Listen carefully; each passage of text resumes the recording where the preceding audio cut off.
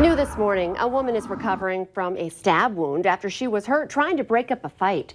Fargo police say she was hurt when she intervened between two guys fighting in the 700 block of 23rd Street South right around midnight. 46-year-old Kelvin Antone was arrested for aggravated assault. Also new this morning, it took some digging to find the source of smoke coming from a North Fargo grain elevator overnight. But Fargo firefighters finally found it, and then they watered down a fire. They got a call around midnight about smoke coming from the top of the bins at Red River Commodities at 340 40th Street North. It took about half an hour to find the source at the top of that tall elevator. They took it apart and then hosed it down. Turns out it was an overheated conveyor belt.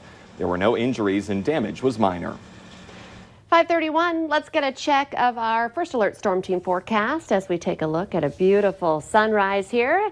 Nathan Hopper is filling in for meteorologist Lisa Green, and we check in with him live from his home this morning.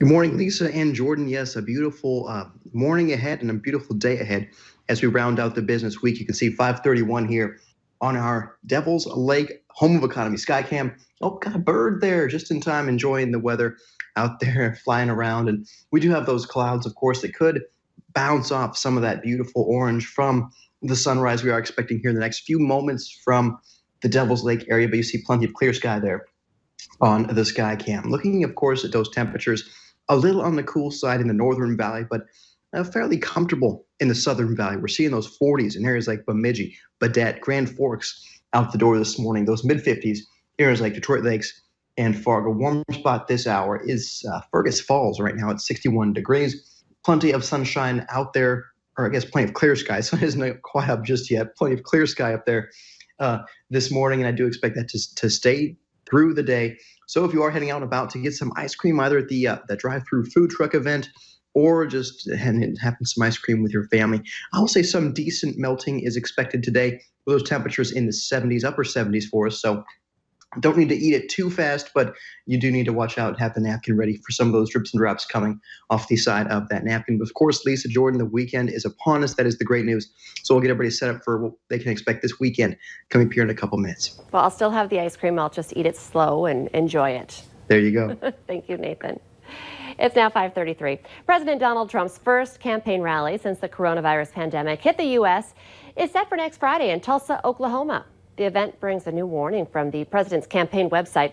Those who attend must agree not to sue the campaign or the venue if they contract COVID-19 there. President Donald Trump says the nation needs stronger police forces. The president participated in a roundtable with law enforcement, faith leaders, and small business owners in Dallas, Texas yesterday afternoon. The president also outlined his four-step plan for police reform, including an executive order to encourage police departments' use of standard practices. The president's plan includes pursuing economic development in minority communities, addressing healthcare disparities in minority communities, and renewing the call to enact school choice. The pace of unemployment claims declined for the 10th week in a row as the U.S. job market continues its recovery from the coronavirus pandemic. First-time unemployment claims totaled 1.54 million last week, and the number of people collecting benefits for 2 weeks or more is just under 21 million. The number of people receiving benefits fell 0.2% to 14.2%. The State Department of Human Services issues about $7 million in food benefits each month to about 27,000 North Dakota households. And in April, applications went up 6%. During the pandemic, some of the requirements to receive benefits changed. For example, in-person interviews could be substituted with phone interviews. With the increase in April, we relate that to individuals that had lost their employment due to businesses closing. Able-bodied adults in the SNAP program normally have working requirements to be eligible to receive those SNAP benefits, but that requirement has been waived during the pandemic. To apply, you can go to nd.gov. When COVID-19 forced cancellation of the Great Minnesota Get-Together, food vendors cooked up a creative way to get the corn dogs and cheese curds to you. From shopping center parking lots, even the front lawn of a VFW. They're all over the Twin Cities, Greater Minnesota, and Wisconsin. Cheryl Foster needed a state fair fix before moving to Florida. Being the state fair is canceled, I wanted to come out and show my support and get my cheese on a stick. There is a Minnesota State Fair food locator page on Facebook. We'll post a link to the map at valleynewslive.com and also on the VNL News app. And COVID-19 has put a damper on many of our summer activities like the State Fair. A lot of that is canceled. And we've waited all winter for some drive-through only food truck festivals that are now rolling into Fargo. The Valley Today's Callie Hubbard joins us live this morning explaining how you can still enjoy some of your favorite foods at a distance this weekend in Fargo. Good morning, Callie. Hi, good morning, Lisa and Jordan. How does fried pickles sound? Or what about Phillies? I'm here with Anthony here, and in just a few hours, around 4 o'clock today, many people are going to be coming in, going to all these vendors. I heard that there was about 8, Anthony being one of them. He is the operator here, cooking up some, is it Philly cheesesteaks? Philly cheesesteaks, yes. Okay, so kind of tell us, I guess, what can people expect as they make their way to the North Dakota Horse Park today? Well, there's a lot of good vendors out here. We're doing things a little differently than our normal festival. We're doing everything in drive-through, and it's an all-in-one ordering system, so you can order from all trucks with one ticket. So. And as you can see here, he already has signs posted practicing safe social distancing, so, you know, keeping that 6 feet distance.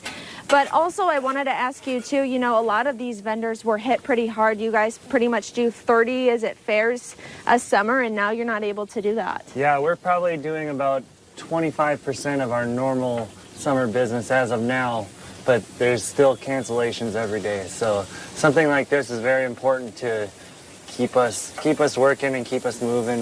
Hopefully that we're here for next year. So. Yeah, a lot of these vendors were hit pretty hard, so this is a big event for them. And then as well, we were talking about payment too, just kind of avoiding as much contact as possible. Yeah, so for this festival, like I said, we're doing an all-in-one ordering system. A car hop will come to your car. We don't want you to get out of your car.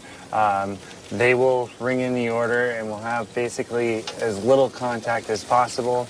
You'll only be with 1 or 2 people, and they'll be wearing masks and gloves and all the protective things. And I'm already starting to smell these sauteed vegetables back here. Coming up on the Valley Today, we're gonna show you some of the food that these vendors are making. It already smells so delicious. I think it works for breakfast too, so she should taste test a few things. Yeah, not judging at all, but super interesting. I mean, they're only doing 25% of what they used to do, so this pandemic has really hit a lot of people real hard.